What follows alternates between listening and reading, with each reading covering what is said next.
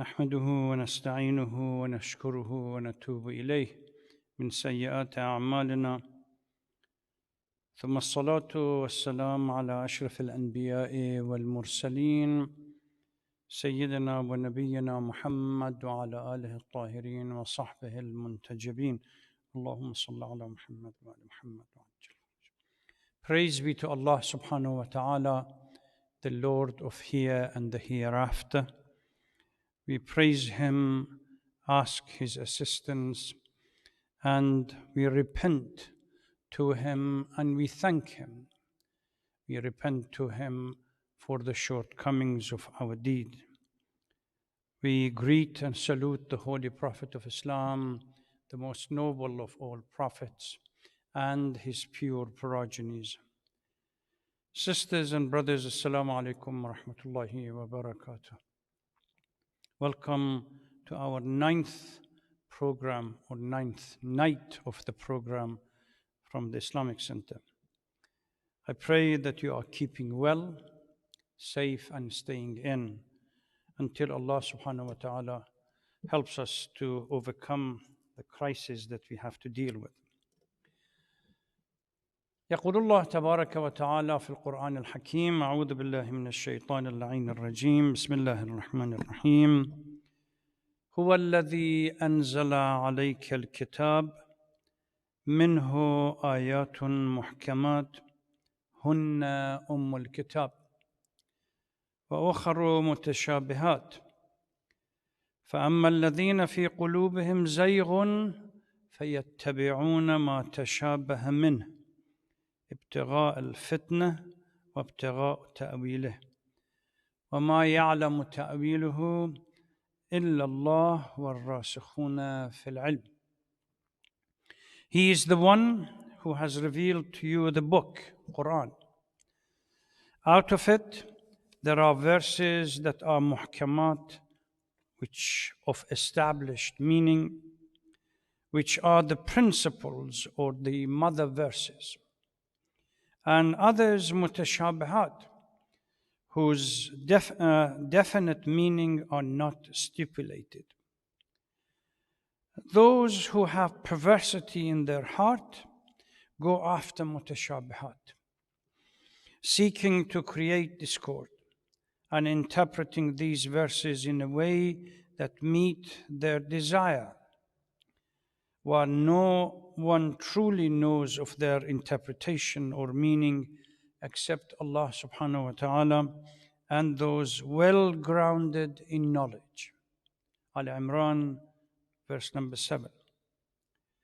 A brief recap, as usual, of the chapter that we covered last night, Surah Al-Kawthar, said that Allah subhanahu wa ta'ala had promised the Holy Prophet of Islam that despite the critique that Quraysh had and their opinion about the Holy Prophet being abtar, which no descendant or there is no posterity to him, as they mocked him, that Allah subhanahu wa ta'ala is going to give him Al-Kawthar, which we debated various interpretations for it. One of them was that Fatima al-Zahra salamun alayha, because it is through her that the descendant of the Holy Prophet are spread all over the world, while those who mockingly said that the Holy Prophet is going to die and his name is going to be wiped out from history, nowhere to be seen. I also touched upon Tafsir, difference between Tafsir and Ta'wil, because when فَصَلِّ لِرَبِّكَ وَانْحَرْ, there was one opinion that Nahr here does not mean the slaughter of a camel or the slaughter of any animal. This is Nahr, mean the slaughter of an inner soul or inner ego, that we become detached from being egocentric. The verse that I recited at the beginning, which is Al-Imran 7, certainly talks about a couple of things that are related. First, the verse talks about that there are some verses, some passages within the Holy Quran that they are called muhkam and their meanings are clearly established without shadow of a doubt. You can use the literal or the letter of the word, it's clearly stipulated. And at the same time, there are verses that they are not clearly stipulated, or their meanings are not clearly stipulated. And they are the earlier one called muhkamat, the second one is called mutashabihat. Exactly what mutashabihat and muhkamat means, particularly when it comes to the English translation, there are huge interpretations here. Precise in meaning for muhkamat and ambiguous in mutashabihat. Stated meaning for muhkamat while implied for mutashabihat. Zahir for muhkamat, batin and hidden for mutashabihat. And naturally, once we accepted these designations between muhkam and mutashabih, scholars have said that Tafsir deals with the muhkamat and ta'wil deals with mutashabihat. Ta'wil in principle means that literally you provide an explanation about a deeper meaning that the literal sense may not express it. There are close to or over 15 verses in the Holy Quran that talks about ta'wil in one way or the other. Most of these are in Surah Yusuf. When we look at Prophet Yusuf alayhi salatu wasalam and the concept of ta'wil of dreams. When people come to him or his own dream, constantly he's talking about ta'wil. There's also one story that ta'wil is being used, Prophet Khidr and his relationship with Prophet Musa when they were supposed to go together, and Prophet Khidr told him that he will not ask any question until he explains to Prophet Musa.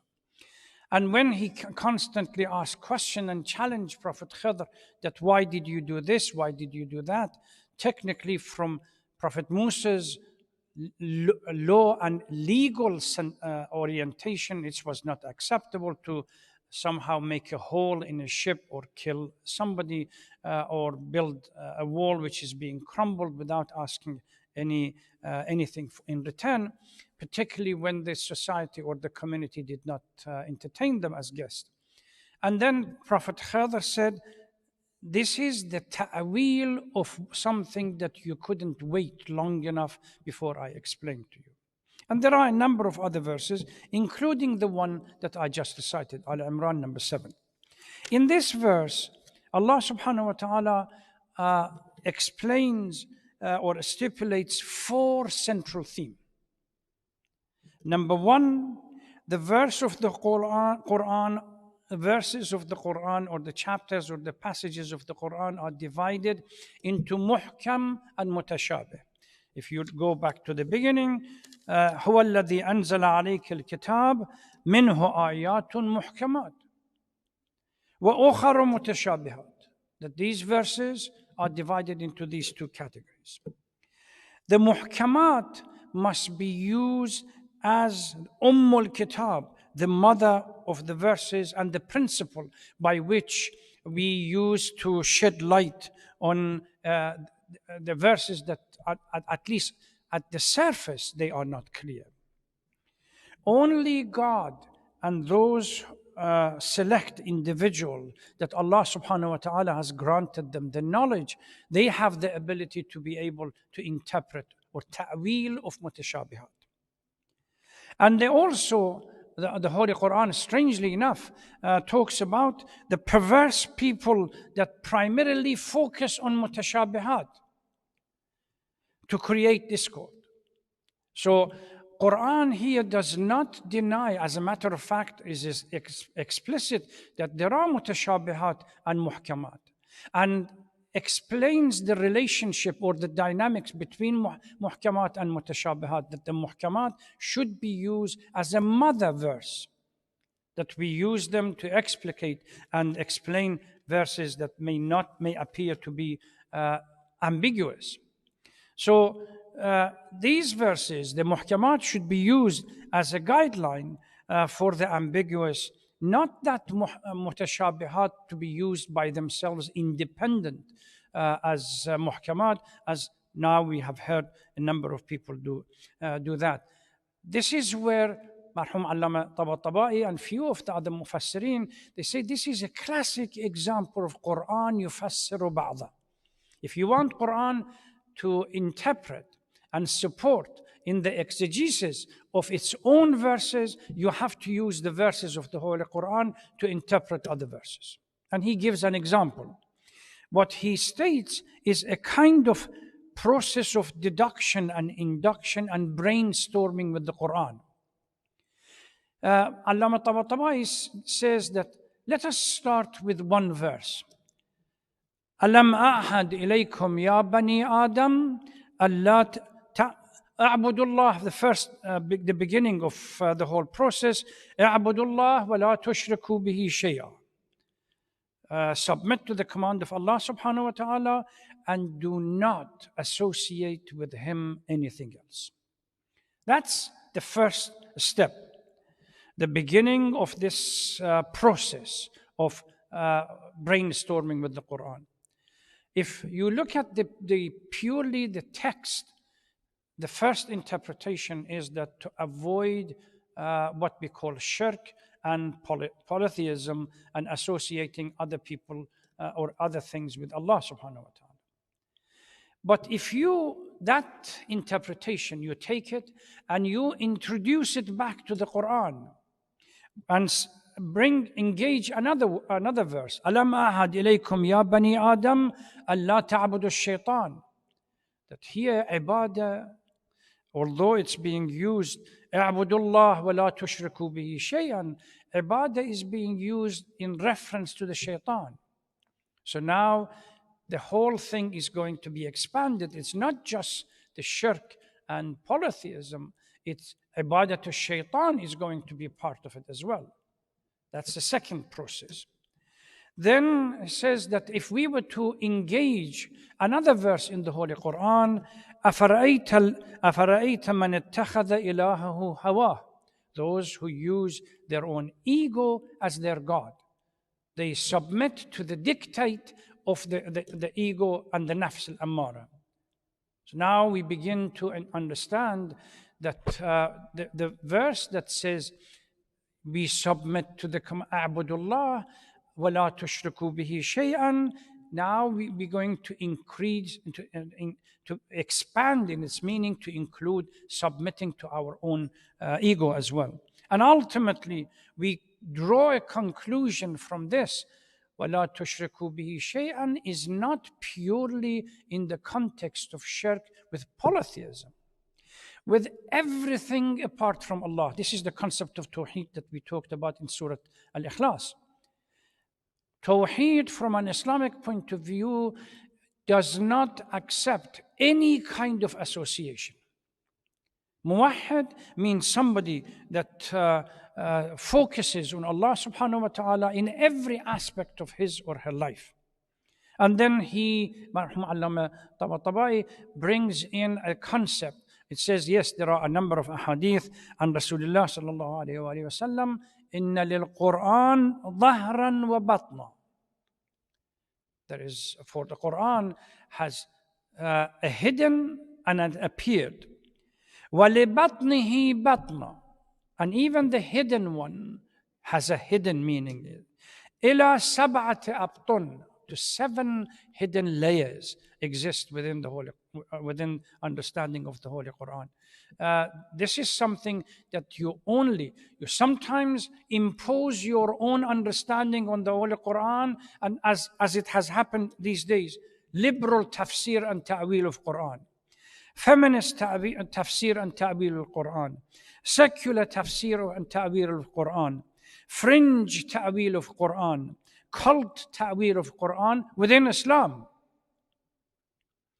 This is where we have the verse of the Holy Quran is being selectively chosen and then one's own ideas imposed on it. That's not what the Quran wants to do with regard to tafsir, zahir and batin. There is a clear designation that you use the verses that have clear meanings as a support, as a mother verse for the clarification of the others. As far as one of the points that Quran وما يعلم تفسير وما يعلم تأويله إلا الله والراسخون في العلم. Marhum Sayyid Khoy in his book about just a single volume about the Holy Quran that he was unfortunately unable to complete, brings two hadith from Imam Muhammad al-Baqir and Imam Ja'far al-Sadiq to underpin this notion that not everyone can go and interpret the Quran, or particularly ta'wil, not only just tafsir, the ta'wil in specifically. This is a hadith from Imam Sadiq alayhi salatu wasalam in his discussion with Abu Hanifa. Imam Sadiq asks him, one of the imams of the Sunni school of thought, "Are you the jurist of the people of Iraq?" When he went to Medina to ask few questions. He said, "Yes." The Imam asked, "On what do you base your legal opinion to them? What is the basis of the juristical opinion that you give people? Or call it fatwa?" He replied, "On the book of God and the book of God and the practice and the sunnah of the Holy Prophet." Then Imam asked, "Oh Abu Hanifa, do you know the book of God as it should be known?" Arrogance. Do you recognize the abrogating verses from the abrogated verses? Nasikh and Mansukh. He said, "Yes." The Imam responded, "Woe unto you, Abu Hanifa. God has placed in none other than those whom He revealed the book this knowledge, and He has not given you even a single word of that knowledge. On what basis do you interpret the verses of the Holy Quran?" Similar kind of approach comes from Imam Muhammad al-Baqir with Qatada, which is the scholar of Basra. He asks him, the Imam asked him, "Are you the jurist of the people of Basra?" He says, "Yes, so they claim." The Imam said, it has reached me that you interpret tufassir al-Quran." He said, "Yes." The conversation goes on until the Imam says, "O Qutaba, if you explain the Quran on the basis of your own opinion, then indeed you are doomed, and those who would listen to you are doomed as well. And if you purely rely on few ahadith in the interpretation of the Quran, both, again, you and those who listen to you are doomed." Allah subhanahu wa ta'ala has given the Quran is known to those to whom it has been addressed, and you are none of them. So when it comes to the issue of tafsir, only the knowledgeable have the right to go for tafsir, and the ones that are able to use Quran rather than impose their own meaning on it. Let's stop here. Inshallah, we will have a chance later that we explain this even further. The chapter that we want to focus upon tonight, Surah Al-Ma'un. أعوذ بالله من الشيطان اللعين الرجيم. بسم الله الرحمن الرحيم. أرأيت الذي يكذب بالدين فذلك الذي يدع اليتيم ولا يحض على طعام المسكين فويل للمصلين الذين هم عن صلاتهم ساهون الذين هم يراءون ويمنعون الماعون. In the name of God, most merciful, most compassionate.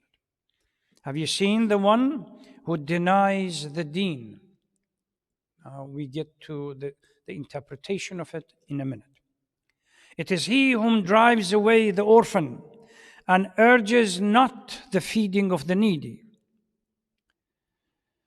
So woe be to those that perform salat and are indifferent to the spirit of salat, who do good only to show off and refuse to give anything, even small amount of gift, to the poor and the needy. The debate normally starts as to whether this surah is Makki or Madani. There are those who said that this is Makki, and there are others that claim partially Makki, the first 3 verses, and the last 4 verses are Madani. Exegetes or Mufassirin such as Sayyid Qutb talks about this. He says, because it addresses Riya, showing off, is part of the social character which has to be in Medina rather than in Mecca. No matter which view we take with regard to whether it is Makki or Madani, the central theme that runs through this chapter is to address one critical question: what is faith? And this, by the way, is something that challenged Christian theologian, Jewish theologian, and others. Is it purely a verbal utterance coupled with few ritualistic prayers? Or faith is an organic transformation that manifests itself in one's relationship with the divine and one's responsibility with people around? Particularly the deprived and the oppressed. Which one? Is faith a confessional issue? One affirms and proclaims adherence and devotion to a faith's doctrine. Ashhadu an la ilaha illallah, ashhadu anna Muhammadan Rasulullah, ashhadu anna Aliyan waliyullah. That's it. Or is faith an integration of the proclamation and action together? Is Islam orientated purely on ritual, or Islam is a way of life that incorporates worship, which is the relationship, that's the component between us and the divine, individual obligation, and social responsibility, which is a wholesale approach to a way of life that we cannot cherry pick. Well, I do prayer, then I can do a lot of other things that is forbidden. نؤمن ببعض ونكفر ببعض. We practice some of them and we reject others. This has been rejected and refused. The theme that proclamation, statement, and action must go together, faith and action must go together, is something that runs through many passages in the Holy Quran. وَالْعَصْرِ إِنَّ الْإِنسَانَ لَفِي خُسْرٍ إِلَّا الَّذِينَ آمَنُوا وَعَمِلُوا الصَّالِحَاتِ. Iman has no meaning if it's not incorporated with practical sense. If I claim allegiance to the principles and to the doctrines, and yet I am a habitual sinner, liar, and backbiter, and so on, they don't merge, they don't go together.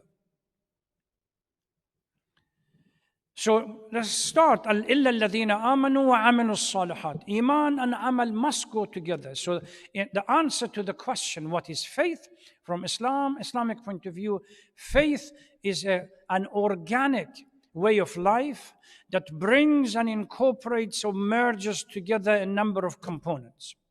First, our relationship with the divine, our relationship with ourselves, and none of these will be complete if our relationship and responsibility, social relationship and responsibilities, is ignored and not taken care of. So let us start with this surah. Al-Ma'un. أَرَأَيْتَ الَّذِي يُكَذِّبُ بِالدِّينِ. Have you seen? It's a way of questioning those of you who are familiar with Socratic kind of dialogue. If you listen and read Socrates and the way he debates with his students, and he starts by presenting and posing a unique question to the student so that it somehow attracts the student to provide an answer. أَرَأَيْتَ الَّذِي يُكَذِّبُ بِالدِّينِ. Have you seen the one who denies deen? Earlier I said we will address it in a minute. There are a number of opinions about deen. Day of judgment certainly is relevant. A person who does not believe in the day of judgment can commit huge number of sins. Reward and punishment, definitely. If you don't believe that one day one has to stand up and be either rewarded for the good deed or punished for the bad deed, then one is at liberty to do whatever one wants. Moral responsibility and social action, certainly. Principle right and wrong, definitely. Because one has to ask what kind of human being rejects and dishonors an orphan when they come to you for help. This is something, although the scholars have already indicated that this was Sha'n al-Nuzul was about Abu Sufyan, because he was wealthy and used to slaughter a huge amount of animal and enjoy, or as we use the term these days, organize a barbecue and then enjoy it between himself and other friends of his and colleagues. And when orphans came to him, he was extremely harsh with them to send them out and not allow them to come near. But it doesn't matter, it's academic whether it came toward specifically about Abu Sufyan or anybody else. The verse itself generally portrayed the image of an irresponsible person who is heartless, callous, and has no mercy for the poor and the needy, and particularly the orphan. It's trying to push us to ask question: what kind of a person would do that? What kind of a person would drive an orphan or prevent or discourage others from helping the needy and the poor and the destitute? Only the one that rejects the deen and rejects the judgment day and accountability, etc. This dynamic between rejecting the hereafter and committing sins is a recurring theme that goes through the Holy Quran. فَأَمَّا مَنْ أَعْطَى وَاتَّقَى وَصَدَّقَ بِالْحُسْنَى فَسَنُيَسِّرُهُ لِلْيُسْرَى وَأَمَّا مَنْ بَخِلَ وَاسْتَغْنَى وَكَذَّبَ بِالْحُسْنَى فَسَنُيَسِّرُهُ لِلْعُسْرَى. As for those who give in charity and are God conscious and has faith, they will have extreme ease in the hereafter. And for those who are miser, tight-fisted, heedless of the judgment day and reject faith, we will pave the way for him or them for extreme hardship. See the relationship, the dynamic. Rejecting the hereafter and committing sin and being heartless, callous when it comes to your social responsibility, and believing in the hereafter, and also God conscious and being generous when it comes to supporting of the poor and the needy. These are two, and the consequences are clearly established. فَذَلِكَ الَّذِي يَدُعُّ الْيَتِيمِ. The person who rejects the hereafter is the one that drives away with force the orphans. Da'a in Arabic language means to push and shove with force. يوم يدعون إلى نار جهنم دعا. The day will come in which they are being pushed with force towards fire. This is the concept there. So far, we are beginning to get the picture. Only a person that has no belief in the hereafter, in accountability, and I think this was some of the issues that early on we talked about the Surah of Makkis. They focused on the three principles of Tawheed, Nubuwwah, and Ma'ad, constantly reminding people that life here is just an aberration, that ultimately one has to stand and be question and answer for it. So this, the social obligation and social responsibility is something that one has to be conscious of. Why? Because on the day of judgment you will be asked. Now we go and the theme continues about completing the image of such a person, a callous person. وَلَا يَحُضُّ عَلَى طَعَامِ الْمِسْكِينِ. This heartless individual, not only he prevents and doesn't give, does not encourage others or prevent others even from providing support and sustenance to the poor and the needy, and urges not the feeding of the poor. Here, similar, the verse restates the negative, since what is the above person look like? The maltreatment of the poor, the oppressed, the orphans. And these are, if they do that, they are less inclined to be sympathetic towards the marginalized and the poor. If people deny faith and the day of judgment, it leads to arrogance. أَنَا رَبُّكُمُ الْأَعْلَى. I am the Lord. Why? Because I have a little bit of money, I have position, I have power.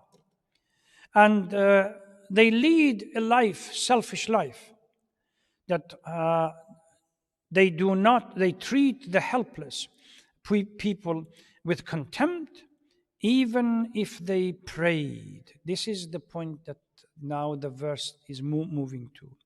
فَوَيْلٌ لِلْمُصَلِّينَ. It is possible, according to the understanding of the Quran, that people have two faces, the outer life and the inner life. In front of the people, to show riyā, image, establish an image, you pretend, or I pretend to be holier than holy and pray. But the main point is that this prayer is devoid of the true spirit that it has to be there. فَوَيْلٌ لِلْمُصَلِّينَ. Severe punishment will be for those who perform prayer, yet they are neglectful of their prayers. What does it mean? The spirit of the prayer is absent. If the prayers are performed without the heart and the mind being synchronized for the sake of Allah subhanahu wa ta'ala, then that prayer is useless and meaningless. This is why we see there is a hadith from the Holy Prophet, particularly with regard to riyā. سَيَأْتِي عَلَى النَّاسِ زَمَانٌ, that there is a difference between سَرَائِرْهُمْ and عَلَانِيَتُهُمْ.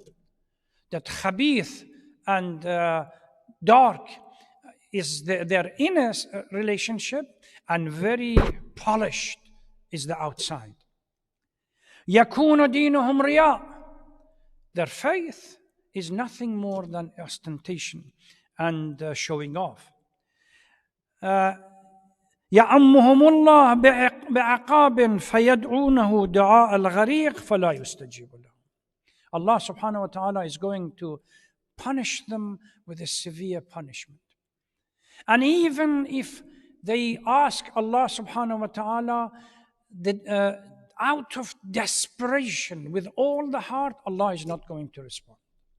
Why? Because there is a dichotomy between the inner and the outer. ألا إن كل رياء شرك. Any riya, ostentation, trying to show off, perform prayer for the people to tell you that how good you are, and then when you go home, your relationship with your children, with your parents, with your wife, with your partners, and so on, are totally absent, in a sense that you are harsh when it comes to inner life and very polished outside. الذين هم يراءون ويمنعون الماعون. They are those who put on riya and pretentious display to show off, and those others, and prevent others, and are stingy even in ordinary sense, that preventing others from act of charity and love towards the needy and the destitute. So not only they themselves not help, they prevent others. No, we have it, they have it, and so on. We have seen it even within our own community. These are people that follow the ritual of the prayer, but their hearts are empty. There is no empathy and sympathy towards the poor and disadvantaged and unfortunate within their own community. Their prayers are drained of the spirit. Why? Because as-salat mi'rajul mu'min, it should elevate. Once it becomes purely ritualistic, devoid and drained of the spirit that it should have, then it's useless. It becomes riya, and riya becomes shirk. And this is something that the Holy Prophet in his hadith talked about. I ask Allah subhanahu wa ta'ala during these times, challenging times, to help us. As I said last night at the end of the lecture, Marhum Mutahari used to say, before you ask Allah subhanahu wa ta'ala to give you something, ask Allah to take some of the negative traits that we have away. Ask Allah first to remove the sins, to help you get rid of backbiting, to help you get rid of suspicion, to help you get rid of slander, to help you get rid of lying, cheating, etc., etc.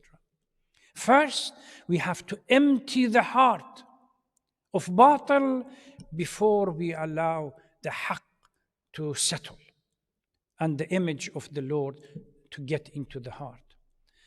So let us, all of us, pray that Allah subhanahu wa ta'ala grant us that privilege during these days, whatever left of the month, almost a third of it is gone. And as usual, during these challenging times, we really are indebted to those who put themselves in front of everybody else and risk their lives. And this is not an easy thing to do. We ask Allah subhanahu wa ta'ala to grant them health and protect them from all calamities. And inshallah, together we work, we do our parts, they do their parts. We see through this difficult and pressing times and look back and learn something from it. Thank you very much. Wassalamu alaikum wa rahmatullahi wa barakatuh.